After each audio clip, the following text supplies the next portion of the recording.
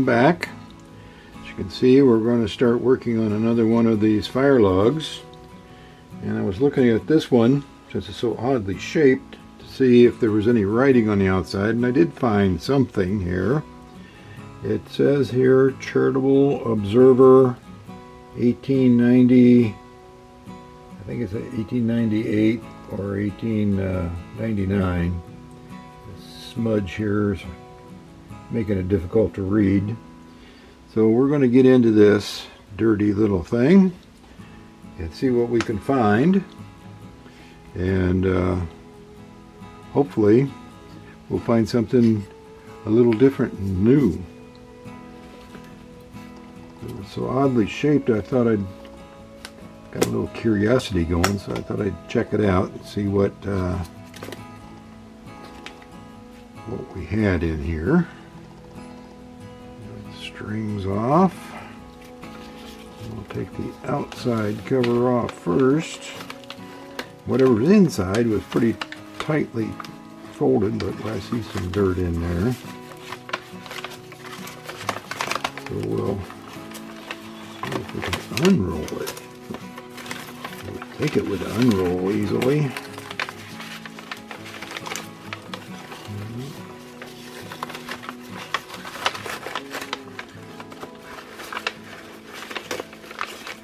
Got some of the wrapper off of it. Some of the wrapper's wrapped up inside of it. Let's get this out of the way.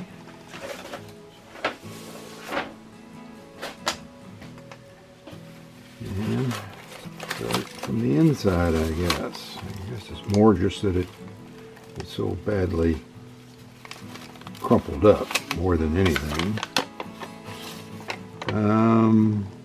Ought to be a real help. Okay.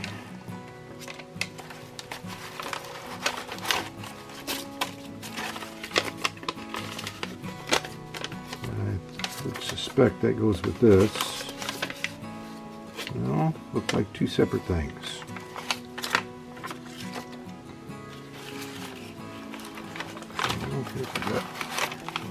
It's written on a form again.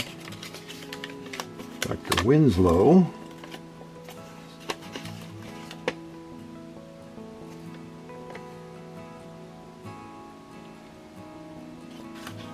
We'll set that aside. That looks like it names some names of folks.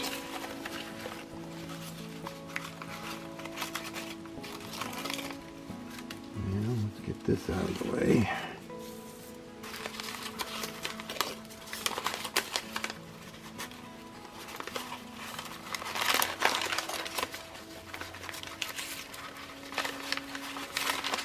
Okay, one out of there. A lot of it's pinned together. I'm seeing it now. Yeah, we'll get it unwrapped first, and then we'll take a look at the stuff. Here's this part of it.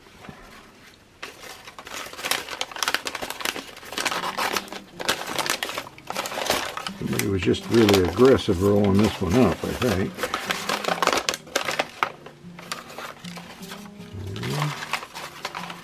I think what we have here is all the, that's the final version of all the text that went into that Charitable Observer. So we'll put that aside. It looks like something interesting to look at. Here we have just scrap pieces of articles that they're wanting to put into. There's a pen. Get that out of there. That can go, that can go. Oh. Something about Memorial Day.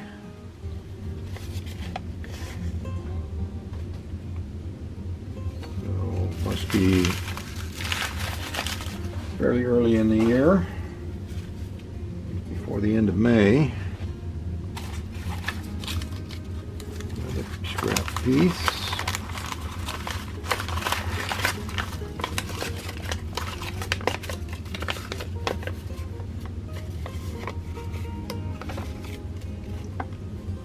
Officers of the Asylum. That's going to be good.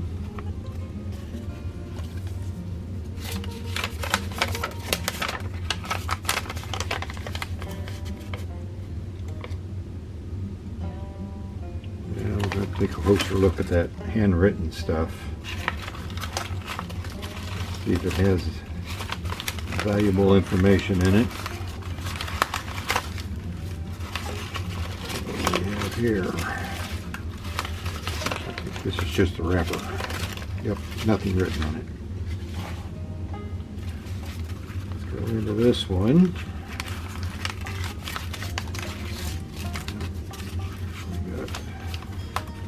Get this open. Let's see what we have here. If I can get it open. Sure is crumpled together. Now there's the inside. Notice to patients and guardians.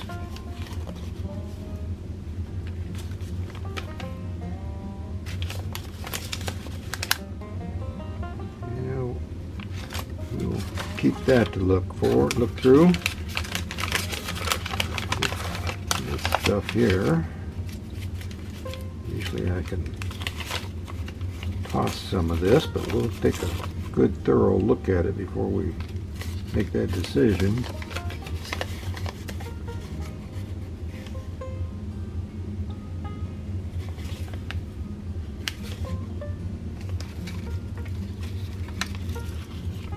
Well, here's a date of 1899.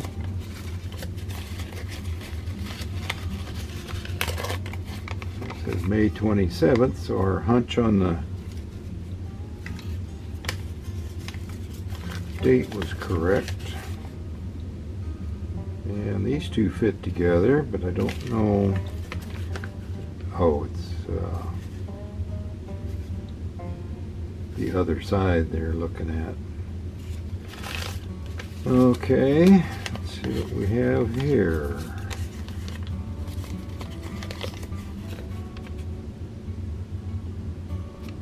No, nothing there. Something typewritten here.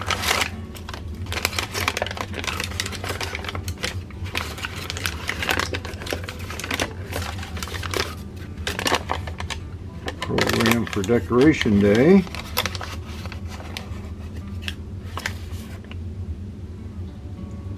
And it's the earlier form of the letterhead. And we've got names of people who are going to do something on that day.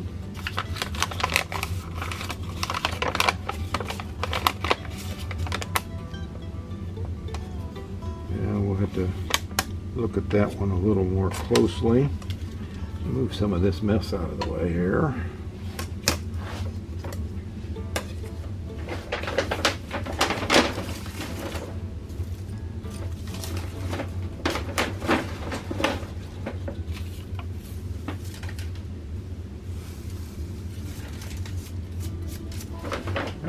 Okay, so let's get into this one. See what this one has for us. The other side, apparently. The Nurse of Yesterday. It reminds me of a thing I came across from the Civil War years about nurses and doctors trying to discourage women from becoming nurses. But they didn't have the Constitution to hold up to the messiness of the bodies they would have to be working on. Okay, that's Decoration Day. We'll go through these and try to find out if we've got any names.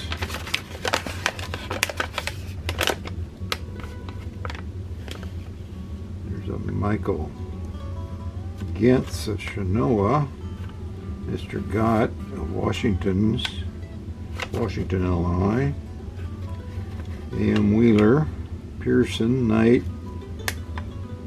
So yeah, there's names there. We'll keep that. And we're going to keep that. Go through that.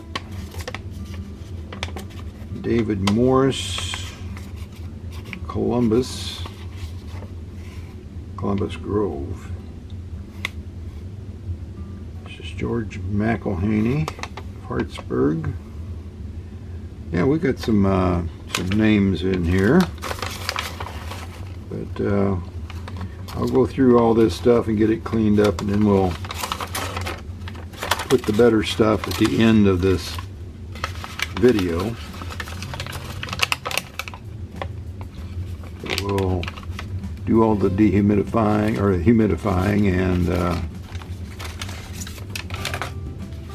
processing of this material before we get into that.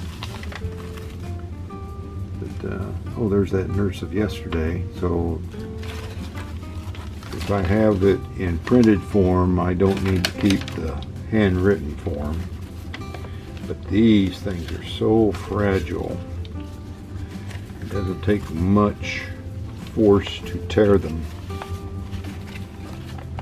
So you have to be careful. Very, very careful until we can get digital copies of them. There's that How to Be a Real Help. It's in there. So it looks like maybe we've got copies of everything here. So, well, we'll process all this and we'll come back and show you the results after. Yeah, that was a dirty one. So we will come back and show you what we found. So, well, we are finishing up number 6 of the fire logs, and I've chosen a few select images to show you rather than try to put them all up. But this one identifies the date we're talking about, time period for these artifacts. So this is January 1899 from the National Hospital and Sanitarium record. And so that sets the date for us. This particular article, let's make it a little larger.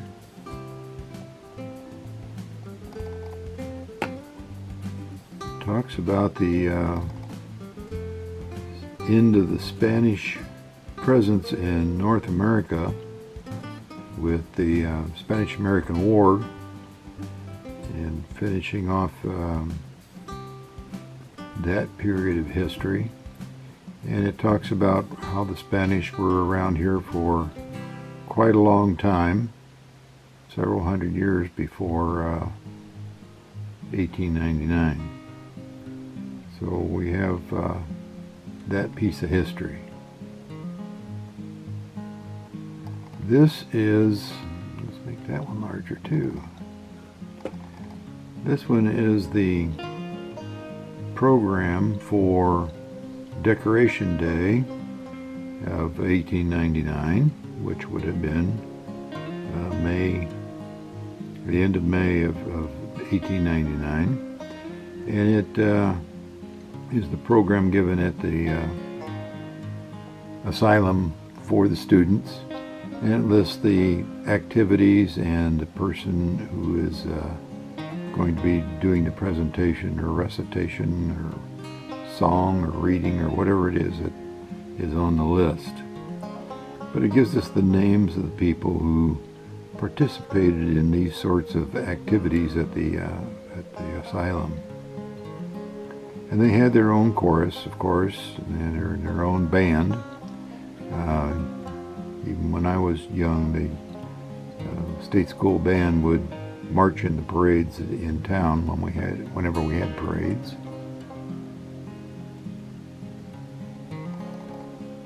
This one lists a few of the visitors that came through the asylum that particular spring, or that month, I guess. and it lists the people from the House of Representatives. It's a full committee was here in March, and then they started listing all the various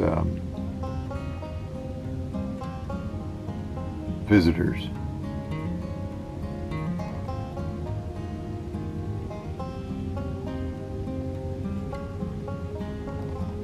And this was a notice to parents and guardians for the end of school activities. It says school closes June 30th, and then tells about the railroad, kids being sent home on the railroad towards Chicago, and at the stations along the way, dropping kids off, and when to be looking for them. So that gives them clear directions for that. And apparently in, trying to remember what month this was, but they had a scarlet fever outbreak out at the institution. Oh, it was January 8th. And the hospital area was put under quarantine, and they're talking about the nurses doing an exceptional job taking care of the kids who were sick. There were, what does it say here, 45 cases of scarlet fever, and in addition to that number, a number of chronic cases that required a lot more attention.